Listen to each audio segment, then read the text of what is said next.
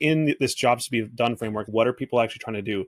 How do I get to sleep? How do we get to sleep more quickly or get a better sleep? Things like that. If you answer those kinds of questions with a blog post, it'll convert into actual paying customers, which is something you can see here even in this demonstration.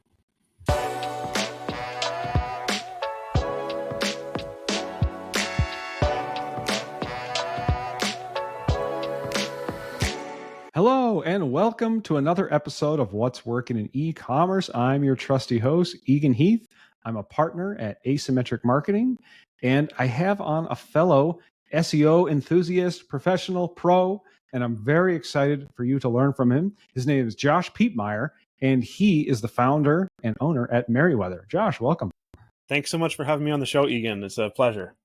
I love talking SEO. We were chatting a little bit beforehand, and I said I really got started with local SEO.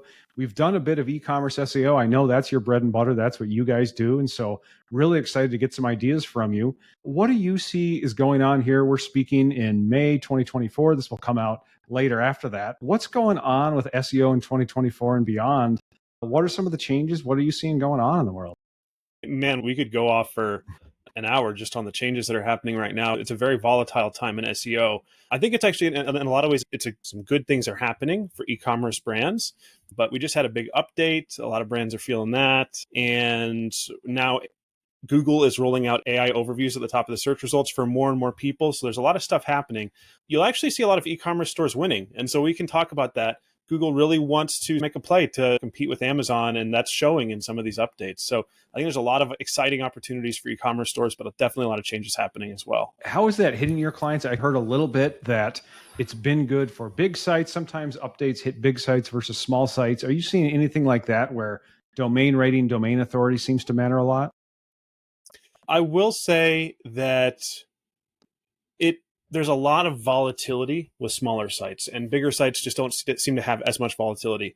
My clients, there's been one or two that have had some negative effects from the algorithm update, right? Some pretty significant hits, but the vast majority of them are doing just fine. And even the clients that did have some hits, the hits weren't on their shopping pages, right? Like we didn't have a collections page ranking for a super important product term that's no longer ranking. It's a lot of their blog posts, a lot of their blog articles. So what's happening is that the traffic is going down, but the revenue isn't affected nearly as much. So that's always a good thing. Gotcha. And what are you seeing working? Is it still content? Is it still backlinks? Is it all about UX and site speed? What seems to be moving the needle right now? And I want to hone in here on moving the needle, because I think even the definition of that in the SEO community is controversial, right?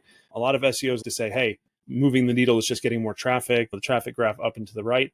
I want to really focus in on revenue. And so what's driving revenue right now? And then the rankings that also drive the revenue. In terms of collections pages, when you say, hey, we have a collection of all of our shorts or shirts, if you're selling clothing, for example, those are ranking very well. And there's a lot of longer tail variation, and I'll tell you what that means in a second, that's working very well too. So for example, you can rank for CBD gummies, or you could rank for CBD gummies for sleep, or best shorts for hiking.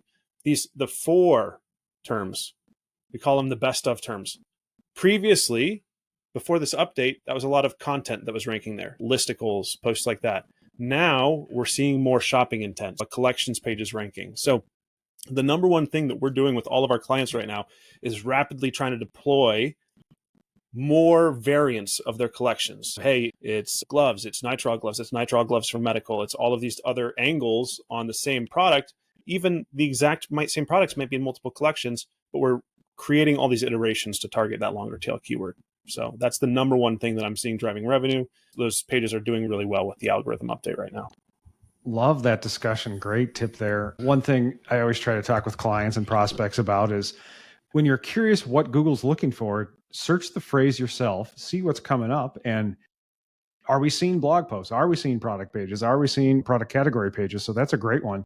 I'm curious in that example, do people need a good high word count on that? Oftentimes on a product category page, we've got the header, we've just got images of products, and then we're off into the product pages.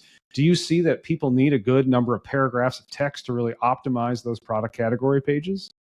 That's a great question. I think you hit the nail on the head at the beginning of that when you said, look at the SERP, right? Because one of the things that's happened in the last couple of years with SEO is that the ranking factors, like what are the things that you need to do to rank, change almost from keyword to keyword. It's not even the same across an industry. If in a space like CBD, for example, it's on the mind. We have a client in that space we've been doing a lot of work with. You are going to have to add a lot of content to the bottom of the page. It's just so hyper competitive. In something like apparel, you're not going to see that as much. It's not going to matter as much about the content on the page itself as much as what are the items that are in this collection. Do you have a good selection of products and some good user experience to support that? That's great. I appreciate you talking about that, Josh. Great tip there. And it sounds like you're not putting the content at the top above the products. You may have that at the bottom. So people can, if humans are using it, they see the web page, they can go right to the products if they want. But if Google needs to crawl that HTML, understand what's going on, we've got some word count at the bottom. Is that right? 100%. 100%. And I would challenge, if you're watching the show and you're thinking about, hey, do I got to write a bunch of SEO related content at the bottom of my collection? Like, it's just going to seem kind of scammy. That if you really dig into it, you should be able to find some stuff that works really well for users too. Like if you're selling a watch, for example, what are the movements like? What was your philosophy to creating this product? There's a lot of stuff you can do that works for both. Love it. Love it. And I know part of what you do is you talk about attribution and reporting. Is there something you want to say about that, or some things you want to show us with respect to how do we track whether our SEO is working and how we improve it? 100%. And this is the foundation of getting started with SEO. Kind of one of the most common things I hear from my clients when they just start working with me is, hey, we've worked with 1 or 2 SEO agencies in the past, maybe a freelancer, maybe we've tried some things ourselves, and we're just not seeing the revenue. Okay. And so how do you track if the results are actually in terms of revenue or not? And so I think I want to share a couple things here. I think the number one thing is a very basic report in GA4 that anybody can look at to see which pages are producing revenue specifically from SEO.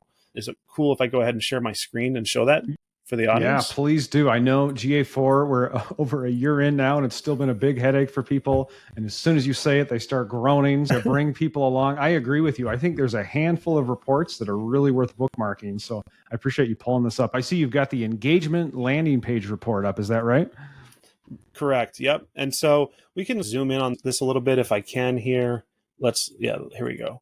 I just want to see on the left-hand side here exactly where it is, because this is one of the barriers to entry here is you just got to go into lifecycle, then engagement, and then right under lifecycle, go to engagement and then to the landing page report.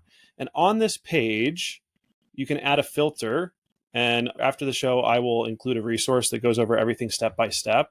On this page, you'll be able to see specifically which pages on your site are producing revenue, producing conversions. So you can actually go ahead and sort by key events purchase, and you can see on the right-hand side here, you can see exactly how many purchases resulted from a visitor to that page. And if you add the filter so that you're only looking at organic traffic, this tells you on a page-by-page basis which pages are producing results, revenue, and are getting organic clicks. So that's super powerful because then you can see, okay, if it's only my homepage that's producing revenue, that's probably just a byproduct of paid search or like your Facebook ads and people are searching for your brand. But if you have a bunch of new highly optimized collections pages, even some blogs, and those are producing conversions, then you know those are probably a result of the investment from an SEO perspective, which can give you a peek into your ROI and how SEO is working for you. Yeah, love it. Very important stuff. See which landing pages and organic landing pages drive revenue. What actions do you take based on the information you find? That's a great question. So the number one thing is do more of what's working. So if you have collections pages that are producing some revenue, you can see, okay, what kind of keywords are those ranking for? So for example, this first one here, this is a pretty common pattern where the first highest converting page will be some sort of collection. Okay, this one produced 162 purchases in the last 30 days. Okay, excellent. What's the topic here? Let's just say the topic is, again, hiking shorts. Are there some other sort of variants of shorts that you might be able to use that would build on this success? So maybe it's hiking shorts for kids. Maybe it's hiking shorts for men. Maybe it's hiking shorts that can also work as swim trunks, right? Fast drying, something like that. So you just find, okay, what's working? And then you build on that and try and find similar pages that you can create that maybe you missed. That's the first step. Pretty cool. Yeah. I love this report, Josh. I think it's really important to look at this stuff and it really makes sense. Do more of what's working. Love to see that. It's pretty cool also to talk about, these are commercial intent type pages. I think you talked about the CBD for sleep. I was thinking of on copywriting, there's this whole framework about jobs to be done. And so it's not just a product, it's someone is hiring that product to do something in their life, and the CBD is helping them sleep or whatever it is. So I love that framework of build more pages that sort of answer people's jobs to be done. And I think building right off of that, you'll see here that some of these high performing pages are blogs, right? And that ties perfectly into the jobs to be done framework, because if you're just writing blogs that are just general random information, right? What are hiking shorts? You're probably not going to convert anybody, but in this jobs to be done framework, what are people actually trying to do? How do I get to sleep? How do we get to sleep more quickly or get a better sleep? Things like that. If you answer those kinds of questions with a blog post, jobs to be done is perfect. It'll convert into actual paying customers, which is something you can see here even in this demonstration. Yeah, very cool. Anything else you wanted to share on the screen, Josh? So I do want to share one other thing here. We can take a look at. So if we want to get into traffic light tracking, right? So this is my process that takes that exact report that we were just looking at and layers on top of it some Search Console data. So Search Console gives you data directly from Google about, hey, what are the queries that your page is ranking for? Okay, and so this report says, okay, if a page is orange, we have a little, and this, by the way, this template will be available to all listeners after the show. We can talk about that at the end. This has a little legend to show you what the colors mean, but essentially an orange page is, hey, this is just a page that's getting only brand searches. So if somebody's searching, if you're REI and somebody's searching for REI or an REI sub-brand, you're not actually making any new revenue from it. So this report shows that. Now, what we want to do, our goal here for an SEO campaign, and the reason that we would look at this report is we can say, okay, we want to increase the overall revenue coming from SEO, but we also want to increase the revenue that's coming from pages that have non-brand traffic coming to them.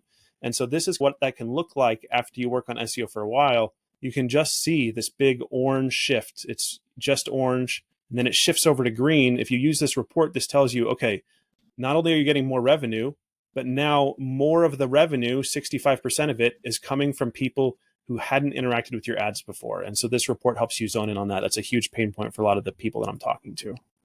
Yeah, I love this. This is a new one for me, Josh. I'm pretty excited about this. So yeah, that's great.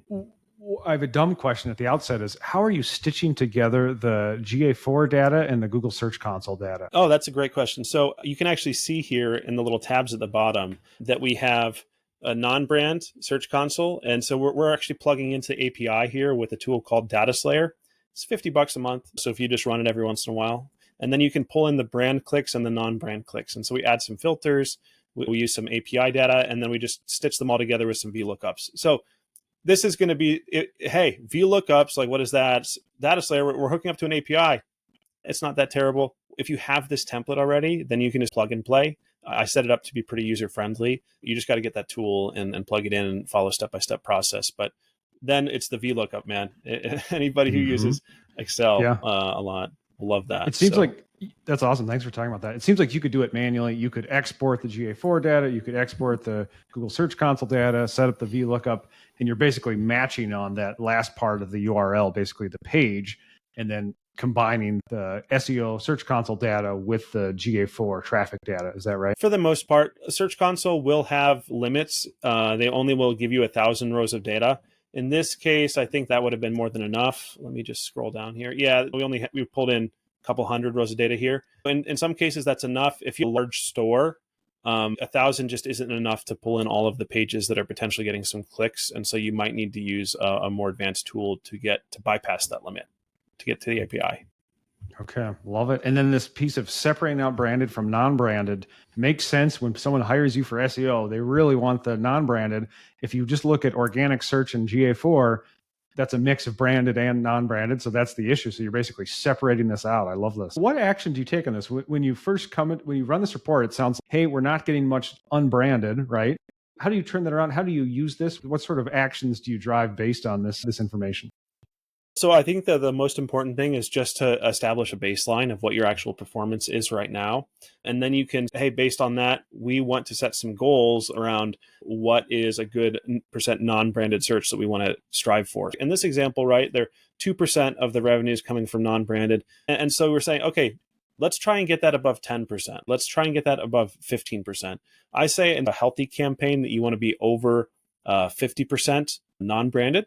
And so it's just a matter of setting that baseline and then moving in that direction. So what are more keywords that we can go after that are not related to our brand that we can rank for? What are some collections pages or high intent shopping pages that we can rank and get some good conversions from? And then you just check it every quarter, every month, just to see how you're going and if you're moving in the right direction. Love it. Thanks so much for sharing this, Josh. Very cool. You're very welcome. So I know the hot topic is AI and SEO. I just gave a talk at UW-Madison about it yesterday. Curious your take on it. Can AI just do everything now? Do humans still have to do SEO? What's the deal with using AI with SEO now? Yeah, so there's a few different ways that you can use it, right? A lot of people will use it to create content. Some people will use it to actually inform their strategy. I would advise to be wary about using it in content too much. I actually had a couple of clients that were using it for most of their content before they came to work with us. And they saw some pretty intense algorithm hits, right? From the content that was starting to rank and the collections pages that had some AI content on them were starting to rank. And then all of that sort of crashed down. So I'm a little bit of a contrarian in that approach. I say use less AI. Our strategy uses less AI. I tried using AI. We've created some content with it. We've tested a few of the different tools. I didn't want to be a Debbie Downer on the whole situation, but the reality is that right now there's just too much volatility. You're taking a risk if you're in using it as a big part of your strategy. You can use it to help you brainstorm, but that's about as far as I would go right now. So Josh, if I'm using AI to write my blog post, for example, do you think Google can tell? Yeah, so that's a really good question. And I think it depends a lot about the inputs that go into the process, right? So it's hard to say that they know exactly that it's AI. Like you look at any of the AI checkers out there, I've paid for some of the best ones. It was a while back, but they give you false positives or false negatives. And so there's a lot of variance that goes into it. I will say that if all of my clients that have used ChatGPT to drive their content, to build their content over extended periods of time, it's come back to bite them in some way or another. So in every case study that I've seen where that's happened, the same is true. I'm sure there are some exceptions to that rule, but in general, if you use it en masse, Google will be able to pick up on some of the patterns there, on some of the blog posts, even if not all of them, and there'll probably be a penalty involved. So that's been my experience so far. That's interesting. It reminds me of the days of link building, of if you're doing shady stuff with your links, like you could get penalized. It's maybe not to that degree, but it's something to think about you are putting your site at risk. So I appreciate your input on that. Other tools you're using, I appreciate the one you mentioned about grabbing the API, getting the data pulled into Google Sheets. Are there others that are really tools of the trade for you? Ahrefs, SEMrush, anything like that really helps you guys? Yeah, definitely. So Ahrefs is my go-to, right? If I could only have one tool, it would be Ahrefs. I use them for keyword research, for tracking keywords, for all that sort of stuff. I will say the second tool that I would recommend is something called Surfer SEO. It's just a tool where you can plug your content in and it helps you optimize it for SEO. It's really good, especially for somebody who's just getting started or who has been doing some content, doing some SEO and needs to up their game a little bit. It's really easy to use. It's relatively inexpensive, and I've seen pages jump from position 7 to position 3 or position 2 just by optimizing them in Surfer. So I would definitely recommend that as the second tool. Third, I say it's Screaming Frog, but if we're getting into that, we're getting pretty technical. So I'd say for most listeners on the show, Ahrefs and a Surfer SEO account would be the 80-20 for sure. Yeah, that's great. When we run Screaming Frog SEO Spider for crawls, we're usually looking for 404 errors, sometimes some other things. Just, hey, did you even write an SEO title and description? What sorts of things are you looking for when you're using Screaming Frog? Oh, Screaming Frog is so versatile. I use it for a lot of stuff. I think some basic campaigns like that or some basic audits on, hey, do you have meta titles on your pages? Do you have H1s? Do you have pages with multiple H1s, right? Things like that are some good starter checks. I think my favorite application of Screaming Frog is for internal links. So if you link from one page on your site to another page on your site, that's called an internal link for everybody in the audience who doesn't know.